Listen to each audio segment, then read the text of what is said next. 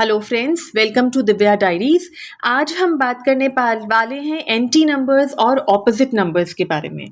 क्या होते हैं एंटी नंबर्स? देखिए, 1 and 8 या 8 and 1, मतलब अगर आपका बेसिक नंबर 1 है और डेस्टिनी नंबर 8 है, या बेसिक नंबर 8 है और डेस्टिनी नंबर 1 है, तो ये एंटी नंबर्स कहलाते हैं। क्यों कहलाते हैं? क्योंकि हम सभी जानते हैं सन और सैटर्न को हम एक एंटी प्लैनेट्स के रूप में देखते हैं।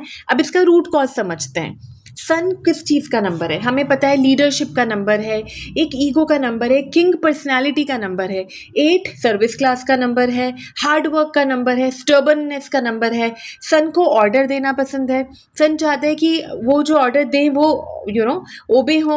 लेकिन सैटर्न अपना स्टर्बन, एक स्ट्रॉन्ग विलिंगनेस का नंबर है, जस्टिस का नंबर है।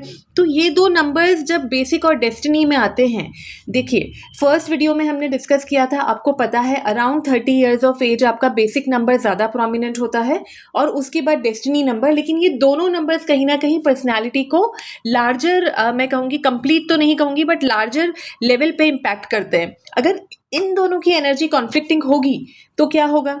डिसीजन मेकिंग कॉन्फ्लिक्टिंग हो जाएगी, थॉट्स कॉन्फ्लिक्टिंग हो जाएंगे। पर्सन का माइंड दो तरह से वर्क करेगा और वो दोनों एंटी हैं। तो इसीलिए एंटी नंबर्स का डिस्कशन बेसिक और डेस्टिनी नंबर्स के केस में बहुत ज़रूरी हो जाता है। और कौन से नंबर्स हैं? 2 and 8 या 8 and 2, मतलब मून एंड सैटर्न। अब मून कैसा नंबर है? अप्रोचेबल, वार्म, बहुत सेंटिमेंटल, बहुत इमोशनल, बहुत सॉफ्ट नंबर, जिसको अटेंशन पसंद है, जिसको एक्नॉलेजमेंट पसंद है, जिसको बहुत सारे कॉम्प्लीमेंट्स पसंद है। सैटर्न बिल्कुल सीधी बात करने वाला, बहुत हार्ड वर्किंग, थोड़ा सा हार्श प्लैनेट, थोड़ा सा डीलेज वाला, थोड़ा सा मिच्योर वाला। तो अब यहाँ पर देखिए कितना डिफरेंट पर्सनालिटी ट्रेट क्रिएट हुआ। तो इस वजह से माइंडसेट में ये दिक्कत आती है, दो कॉन्फ्लिक्टिंग थॉट्स आते हैं। एंटी नंबर्स और ऑपोजिट नंबर्स कहीं ना कहीं और भी कुछ करते हैं, मैं आपको बताती हूँ इस डिस्कशन के बाद। 3 and 6 या 6 and 3। 3 हमारा जुपिटर है। Jupiter teacher, advisor, wisdom, spirituality और सीकिंग लर्निंग, ये वाला नंबर। 6 हमारे दैत्यों के गुरु हैं। तो 3 जुपिटर हमारे देवों के गुरु हैं, 6 हमारे वीनस दैत्यों के गुरु हैं। 6 हम किसके लिए जानते हैं? लग्जरी, कंफर्ट, है ना, इंटेलिजेंस, लेकिन रिलेशनशिप्स, अफेयर्स और ब्यूटी। तो दोनों का चॉइस कितना डिफरेंट है, देखिए। 3 नंबर मोस्टली टूवर्ड्स नॉलेज जाता है ना, और 6 नंबर टूवर्ड्स ब्यूटी, कंफर्ट। अब क्या होता है जब किसी सेम पर्सन का एक नंबर 3 6 में से एक बेसिक है, दूसरा डेस्टिनी है, कॉन्फ्लिक्टिंग थॉट्स, तो थॉट प्रोसेस को हैंडल करने में दिक्कत होती है। एंटी नंबर्स ये इम्पैक्ट लाते हैं पर्सनैलिटी पे। और ऑप्शंस देखते हैं। सो नेक्स्ट हमारे पास है 4 and 8। अब ये देखिए कितना इंटरेस्टिंग है। 4 राहु का नंबर है, रेबल का, out of the box thinking का, शॉर्टकट्स का, एक विजन कैरी करने वाला नंबर। 8 हमारा सैटर्न का नंबर है, स्लो चलना, प्रोसेस को फॉलो करना, जस्टिस को फॉलो करना, कोई शॉर्टकट्स नहीं, बहुत सारा हार्डवर्क। और स्टबन, मतलब वो आइडियाज़ चेंज नहीं करेंगे, वो जहाँ पर है।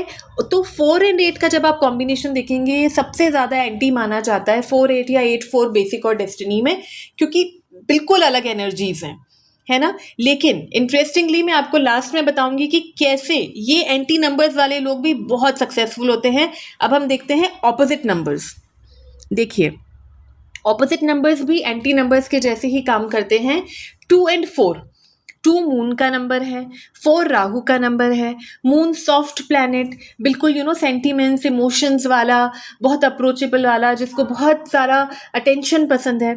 और 4 नंबर वो तो बिल्कुल रेबल, एक एग्रेसिव, एक out of the box thought सोचना, एक टेक्नोलॉजी लवर्स, मतलब एक फास्ट नंबर, एक विजन वाला नंबर। हर वक्त आप कह सकते हैं घोड़े पे सवार, क्योंकि उनके पास कुछ ना कुछ आइडियाज़ हैं और वो उन्हें करने हैं। कितनी कॉन्फ्लिक्टिंग माइंडसेट है ना। और ऑप्शंस देखते हैं। 2 and 9, 9 and 2। 2 हमने अभी बात करी, मून का नंबर, एक सॉफ्ट नंबर। 9, अच्छा 2 heavy feminine number, 9 masculine number है। 9 क्या है? Energy, transformation, rough and tough, मतलब ह्यूमैनिटेरियन अप्रोच डेफिनेटली 9 नंबर भी रखते हैं, लेकिन उनको चाहिए होता है एक्शन। अब देखिए 2 एक इतना सॉफ्ट, सटल, वार्मथ, केयर का नंबर। 9 एकदम एग्रेशन, ट्रांसफॉर्मेशन, एनर्जी का नंबर। कितना कॉन्फ्लिक्टिंग पर्सनालिटी क्रिएट होता है। तो माइंडसेट कैसे होता होगा जब ये पर्सन सोचना चाहेगा, तो ये दो डिफरेंट एनर्जीज उस थॉट प्रोसेस को कहीं ना कहीं इम्पैक्ट कर रही होगी। और कौन से ऑप्शंस हो सकते हैं? 4 एंड 9, 9 एंड 4। अब 4 हमें पता है, अभी हमने डिस्कशन किया था, राहु का नंबर, राइट? Shortcuts, rebel. अगर हम जब नंबर्स को समझते हैं तो राहु को कई बार हम एक रेबल के रूप में देखते हैं, और 9 को हम देखते हैं एक सोल्जर या सेनापति, हेड ऑफ द सोल्जर्स के रूप में। तो अब आप देखिए 9 और 4 तो बिल्कुल अलग हो गए। एक सोल्जर या सेनापति है जो राहु को हमेशा कैच करना चाहेंगे, राइट? तो दोनों की बिल्कुल भी आपस में बनेगी नहीं, क्योंकि दोनों की वैसे भी एनर्जीज बिल्कुल अलग है। तो ये वाले भी कॉन्फ्लिक्टिंग थॉट्स देंगे, डिसीजन मेकिंग बहुत डिफिकल्ट हो जाएगी। फिर क्या होता है 7 एंड 7 और 9 एंड 9। आपको याद होगा जब मल्टीपल नंबर्स का बहुत डिटेल्ड वीडियो मैंने इससे पहले बनाया था, और मैंने आपको बताया था ये one of the most important videos है प्रिडिक्शन के लिए। तब मैंने आपसे डिस्कशन किया था कि most of the numbers double होकर उतना डिफिकल्ट रिजल्ट नहीं देते, या डेस्टिनी में आकर भी पॉजिटिव रहते हैं, लेकिन 2 और 7 नहीं। क्यों? क्योंकि ये डायरेक्टली आपके इमोशंस को इम्पैक्ट करते हैं।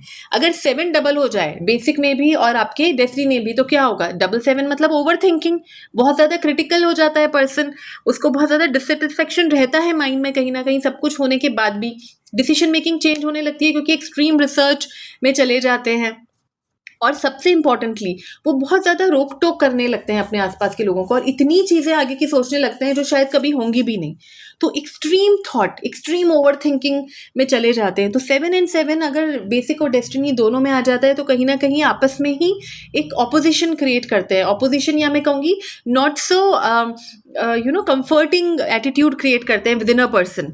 इसी तरह से 9 एंड 9 होगा तो क्या होगा? 9 is energy, aggression, transformation, extreme energy. Single 9 की एनर्जी अगर इतनी स्ट्रांग है, आप सोचें डबल 9 हो जाएगा, पर्सन बहुत रेस्टलेस हो जाएगा, है ना? एक फ्रस्ट्रेशन माइल्ड सा माइंड में रहेगा, हर वक्त एक्शन के मोड में, हर वक्त मतलब माइंड में कुछ चलता रहेगा, कुछ ना कुछ करना है, ट्रांसफॉर्म करना है, एक्शन।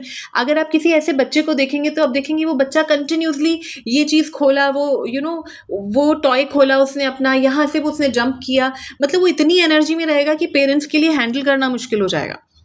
तो अब आप समझ रहे हैं कि एंटी या ऑपोजिट नंबर्स कैसे वर्क करते हैं। क्यों ये कहा जाता है कि बेसिक और डेस्टिनी अगर आपका एंटी है तो ये अच्छी बात नहीं है, ये इतना भी नेगेटिव नहीं है। बहुत सारी ऐसी पर्सनालिटीज़ के चार्ट में आपको मिलेंगे एंटी, बेसिक और डेस्टिनी, लेकिन क्योंकि उनका ओवरऑल चार्ट इतना बैलेंस्ड है, मैं आपको फिर से कहूँगी 1 या 2 नंबर से, चाहे वो बेसिक और डेस्टिनी ही क्यों ना हो, हम कभी भी पूरा प्रेडिक्शन नहीं देते। आने वाले टाइम में जब लाइव केसेस हम सॉल्व करेंगे तब आप देखेंगे एंटी नंबर्स होने के बावजूद या कुछ बहुत डिफ़िकल्ट कॉम्बिनेशन होने के बावजूद बहुत सक्सेसफुल लोगों के चार्ट्स आप देखेंगे, क्योंकि बाकी का चार्ट आपका बैलेंस्ड है। लेकिन क्योंकि ये दोनों पिलर्स ऑफ न्यूमरोलॉजी हैं और कहीं ना कहीं पर्सनालिटी या डिसीजन मेकिंग को इम्पैक्ट करते हैं, इसलिए ज़रूरी हो जाता है ये समझना कि ये नंबर्स एंटी या ऑपोजिट तो नहीं है। और क्या होता है एंटी और ऑपोजिट नंबर्स में? आप में एक एम्प्टीनेस रहती है, खालीपन रहता है, कहीं ना कहीं एक लोनलीनेस रहती है। अगर सब कुछ अचीव भी कर लेंगे तो माइंड में ऐसा रहेगा कि नहीं समथिंग इज़ मिसिंग, कुछ तो और है जो खोना है। वो एक फुलफिलमेंट वाली फीलिंग नहीं आ पाती है जब इस तरह के कॉम्बिनेशंस आपके चार्ट में होते हैं। और इसकी रेमेडी क्या है? बहुत सिंपल। अगर आप कभी भी देखते हैं बेसिक या एंटी नंबर किसी के चार्ट में, बेसिक और डेस्टिनी नंबर अगर किसी के चार्ट में एंटी मिल रहा है आपको, उन्हें मेडिटेशन करने को बोलिए। मेडिटेशन बहुत अच्छे से वर्क करता है, क्योंकि आपका माइंड काम डाउन होता है, डिसीजन मेकिंग ज़्यादा क्लियर हो पाती है, विजन ज़्यादा क्लियर हो पाता है। और यही तो होता है, अगर डिसीजन मेकिंग क्लियर होगी तो सब कुछ ठीक होगा। मिलते हैं नेक्स्ट वीडियो में। Good bye.